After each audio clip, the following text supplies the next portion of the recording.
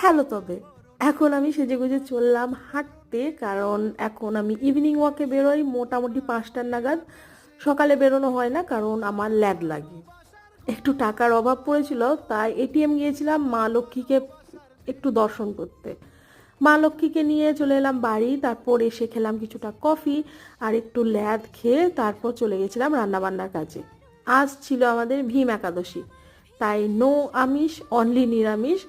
মেনুতে ছিল ফুলকো ফুলকো রুটি আর তার সাথে ছিল ক্রিস্পি আলু ভাজা। রান্নাঘর টর পরিষ্কার করার পর বাবাকে খাইয়ে দাইয়ে আমি চলে গেছিলাম নিজের খাওয়া দাওয়া নিয়ে। আমি জানো তো আলু ভাজার সাথে একটুখানি কেচাপ নিই, বেশ ইউনিক লাগে খেতে। চাইলে কিন্তু তোমরাও একবার ট্রাই করতে পারো। খাওয়া দাওয়ার পর আমি একটা বই নিয়ে বসলাম, এটা হচ্ছে সেরা সত্যজিৎ।